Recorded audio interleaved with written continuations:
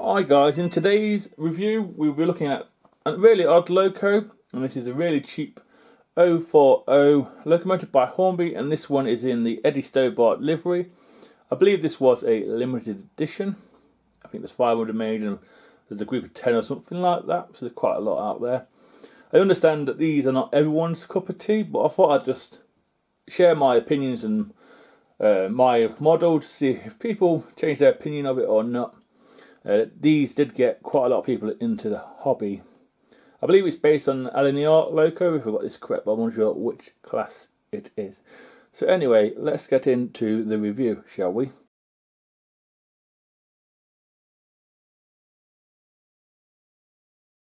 Starting off with something different, this time there's no detail bag to add yourself, but what you do get is a certificate of authenticity with the Eddie Stobart branding on it and the Hornby branding on it as well. It does give you the code of the locomotive and the name of the locomotive, and it also tells you that 500 of these were made, and mine is number 40 out of them.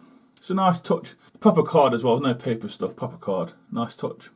As we move on to the front of the locomotive does have a big decoupling. All of it is plastic. We have black buffers, not sprung or anything. The housing and the buffer beam themselves are in red. The hook's in red as well, but we do have a separately applied vacuum pipe. It is a nice touch, that.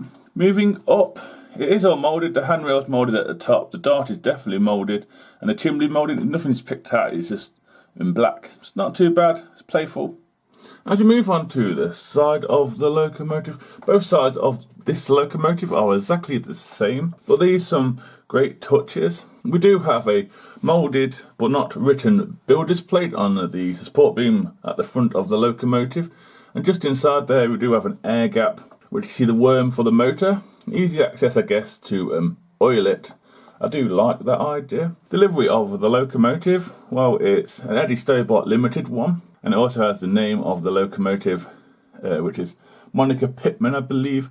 And it also has the number 2 on the little bunker. And it has yellow lining and it's green. So it's not too bad. It's quite eye-catching, actually. We also have the wheel configuration as well, which is an 040. And as you can see, the axles are not coloured the same colour as the wheels. They're just silver. The wheels are red. But it's there. It is a playful thing. There's some underframe detail there as well. We also have some moulded steps in green as well. There is no cab detail to speak of. There's just a motor in there, and there's no flooring to add any crew or anything. It's quite a cheap and easy locomotive, if I'm honest with you. And there's also no glazing as well. As we move on to the bunker, or the back of this tank engine, we do have the big decoupling again. We also have them black buffers. They're not sprung or anything. We have a buffer beam as well in red. We have a few rivets and we have a hook in there painted red as well. The housing is in red. We do have a vacuum pipe already added. As we move up, there's a pushing thing there to take the shell off the locomotive. It's just a clip-on one. It's quite easy, actually. We have some chevrons, I want to call them, in red and white. Then we go back to the Eddie Stobart livery at the top with no glazing in the windows, but they are there. As we do an aerial view on the top of this locomotive, as you can tell, it's all made out of plastic. We do have a black roof with a few over-the-top rivets, I want to say. There's no coal load here, I don't think. If it is, I haven't found one. Moving across, we do have moulded safety valves, and probably a whistle there somewhere as well, moulded in green. You can also see the tanks are all moulded. And if you look carefully, there's a cap where you fill them up with the water. The lining on this model is simply green and yellow, and then when you get to the chimney, it's black. The dome is moulded and the chimney is moulded, and we have the buffers as well. Doesn't look too bad. And finally, as we do an underneath look at the locomotive now, you can tell it's all black. There's no detail really to speak of. All 4 wheels do have pickups, but the pickups are higher up and I can't get a picture of them. We do have a cog in the centre, which is for access to oil, which is a great idea. We do have a couple of screws there, which I believe is to take the motor and stuff off. If you just want to take the body off, you just clip it off, and that's what you do. You can also see the big decoupling. I know the screw in the centre is for the motor.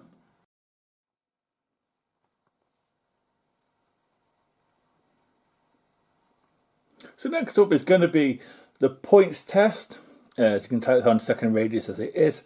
So here goes the points there. Let's see how well it can do, shall we? A little fast. What's that? 25-ish? So yeah, it was a little fast, but these are called pocket rockets, I believe, so I do expect it. This is a China-made one, I believe. So next up will be some slow speed-ish and a running session, and I'll see you at the end. So here goes.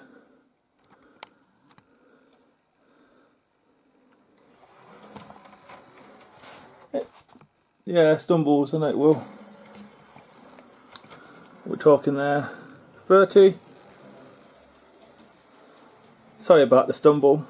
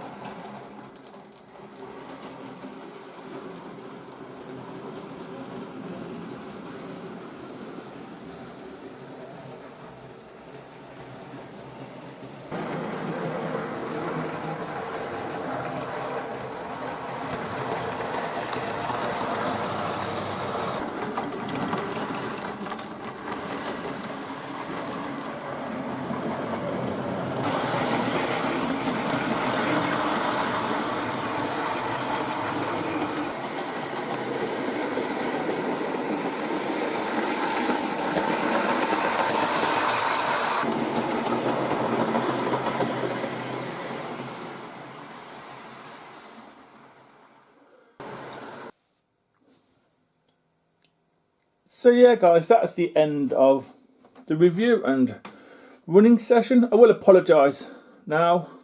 Was a little fast. I find it hard to control this thing. If I go too slow at reasonable speed, it will get stuck on the points, which I don't mind. It's model railway at the end of the day. I know what these LOCOs are all about. So I do apologise if anyone found it offensive going at that speed. I couldn't get it any slower, so I do apologise. The stuff it ran with was a freight train. Something you get in a pack, like a My First Train Set style pack. And obviously, as you can tell, the Great Northern and LNER 6 and 4 wheel coaches by Hornby.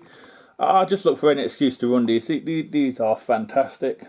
They're not too bad if I'm honest with you. I'll go by the ruling of rule number 1, my railway. And I know it's not something you'd see every day, but it's not too bad. Would I recommend these? Yeah. If anyone, they are pretty cheap. I think I picked up this for £5. Something like that, something stupid. I've got others in there I picked up for 50p because I'm missing a buffer or whatever. That's all it is. Would I recommend these? I would. They are ideal for several things. For beginners, to learn how to maintain stuff and how to fix things. That's fantastic. That's a great start. For serious modelers who can use them as a project, there's always that. You could put a truck at the back and have more pickups, which may help it run better. I don't know. And anyone who just likes to mess around with locomotives, really, there's a great channel out there who who has one of these but runs better than mine. Is it Paul Cherrywood or something like Paul Tree Cherrywood or something like that? I will link his channel now. I do apologise, Paul, if I have your name wrong. I just know your name's Paul and the rest I get confused. So I do apologise. Please watch his video. His is better than mine. So yeah, I highly recommend these. Pick it up for bargain prices. So yeah. Anyway guys, I'll see you in the next review. Please take care and goodbye.